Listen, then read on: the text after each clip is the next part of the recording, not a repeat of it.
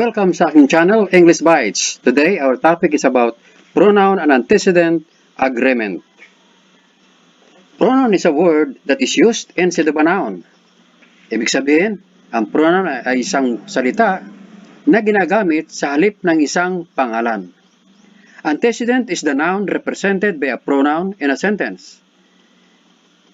Ibig sabihin, ang antecedent ay isang pangalan na nire-representahan ng pronoun sa pangungusap. We have a general rule. A personal pronoun must agree with its antecedent in number, person, and gender. Ibig sabihin, ang personal pronoun daw ay dapat magsang-ayon sa antecedent, sa bilang, sa person, at sa gender. Pag sinabi nating bilang, ibig sabihin ito ba ay singular or plural? Sinabi natin ng person, ito ba ay first person, second person, or third person? Pag first person, ibig sabihin, ito yung nagsasalita. Sa English, ito ay I pag mag-isa, at we naman kapag marami. Second person naman, ito yung kausap. At sa English, ito naman tinatawag natin na you. Sa third person naman, ito yung pinag-uusapan. Lalaki, na mag-isa, ito ay he. Pag babae naman, mag-isa ay she. It naman kapag bagay o hayop, at they naman kapag marami. Pag gender naman, we have masculine, feminine, and neuter. Masculine, ito ay lalaki, o sa English ito ay he. Pag feminine, ito ay babae, sa English ito naman ay she. Pag neuter, ito naman ay hayop o bagay. At sa English, ito ay ginagamitan ng pronoun na it. Now, the only pronouns that indicates gender are third-person singular personal pronouns. And we have here gender of third-person singular pronouns. Sa masculine o lalaki, ang pronoun na ginagamit ay he. O sa lalaki, him. Kanya, sa lalaki rin. At his, kanyang, sa lalaki rin. Sa babae naman, siya, she. Here, kanya, at sa kanya, o kanyang, sa babae naman ito.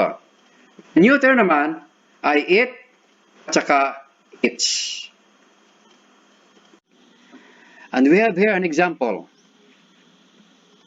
Peter prepared his notes for the interview. Ang ating antecedent dito ay Peter. At ang pronoun na ginamit dito ay his. Kasi itong Peter ay lalaki at singular. Kaya dapat magsang-ayon ang ating pronoun dito. Kaya dapat ang gagamitin dito ay his. Hindi pwedeng gamitin dito ang her kasi si Peter ay lalaki. Next, agreement in number. Use a singular personal pronoun with two or more antecedents joined by or nor. Ibig sabihin, gagamit na tayo ng singular personal pronoun kapag ang antecedent ay binubuo ng dalawa o higit pa at nagdudugtong ng or nor. Like this example. Neither Shirley nor Wilma wants to reveal her secret. Ang ating singular personal pronoun dito na ginamit ay her. Kasi ang ating antecedent ay Shirley na babae at Wilma na babae. Na dalawa ito sila, pero dito ang ginamit natin ay singular personal pronoun. Kasi sabi sa rule natin, use a singular personal pronoun with two or more antecedents joined by or nor. Kapag ang antecedent daw ay dalawang parehong singular pronoun, dapat daw ang gagamitin ay singular personal pronoun. Tulad nito. Next, use a plural personal pronoun with two or more antecedents joined by and. Gagamit daw tayo ng plural personal pronoun kapag ang antecedent ay pinagdudugtong ng and. Like this example. Sarah and Grace have done their homework. Ang ating personal pronoun dito ay their. ito ay tumutukoy dito sa antecedent na Sarah at Grace. Itong dalawang ito, Sarah at si Grace, ay pinagdudugtong ng conjunction na and. Sabi sa ating rule, use a plural personal pronoun with two or more antecedents joined by and. And ang ginamit, kaya dito, ang ating personal pronoun ay there. Ito ay plural. Next. An exception to this rule is applied if it is important to distinguish between individual and joint ownership. Ang exception na dito sa rule na ito ay ina-applied kapag importanteng ma-distinguish ng individual o joint ownership. Katulad nito. Singular. Neither Cherry nor Greta let me borrow her pen. Dito, ang ginamit dito ay her. Kasi, si Cherry and Greta each own a pen. Ibig sabihin, si Cherry daw ay si Greta ay parehong nagmamayari ng pen. Si Cherry may isang pen, si Greta may isang pen din. Kaya ang ginamit dito ay singular personal pronoun na her. Next, sa plural naman. Neither Cherry nor Greta let me borrow their pocketbook. Now, notice here, ang ating antecedent ay si Cherry at si Greta. Pero, ito ay pinadudugtong ng nor. Sabi sa ating rule, an exception to this rule is applied if it is important to distinguish between individual and joint ownership.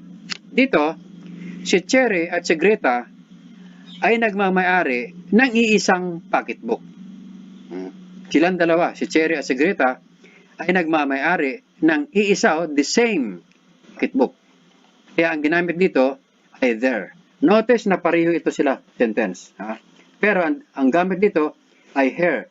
Kasi ibang thought na ipinahihiwatig dito sa sentence. Dito, si Cherry at si Greta ay parehong nagmamayari ng isang pen. Dito naman,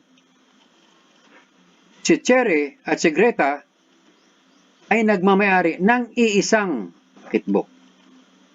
Okay.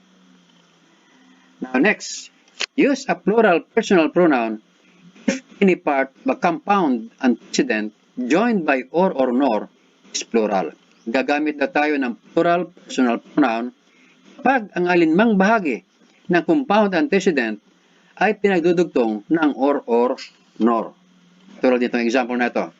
If Henry or my best friend or my friends are late, tell them to hurry up. Dito, ang them na ginamit ay plural personal pronoun. Kasi, sabi sa rule, kung alinman dito sa dalawang ito, bahagi, ay plural, dapat ang gagamitin ay plural personal pronoun. Sabi use a plural personal pronoun if any part, alinmang bahagi of a compound antecedent. Ang ating antecedent dito ay compound. Dalawa siya Henry at saka si itong friends. So, ang personal pronoun na gagamitin natin dito ay them. Hindi pwede ang their. Okay. Next, take care not to shift either person or gender when dealing with personal antecedents. Huwag daw tayong mag-shift, magbabago sa person o sa gender kapag tayo ay nakikipag-deal sa isang pronoun antecedent agreement. Example, ito ay shift in person. Example, David is going to Boracay where you can relax throughout the summer. Now, notice itong David na ito ay third person. Third person singular siya. Pero itong ginamit na antecedent ay second person. So, nag-shift siya. Ibig sabihin ng shift ay nagbago siya ng person. Nagbago ang person. Dito, ang antecedent ay third person. Dapat dito ay third person din. So, dapat ito ay ganito. David is going to Boracay where he can relax throughout the summer. David ay third person singular na antecedent. Dapat ang ating pronoun ay third person singular din. Ito he. Si David ay lalaki. He ay lalaki rin. Ay singular din ito. Now, if you have learned something from this video today, please don't forget to like, subscribe, click the notification bell in order to be updated with my next video. At syempre, share na rin para mas marami pang matuto. Thank you very much for watching. See you again.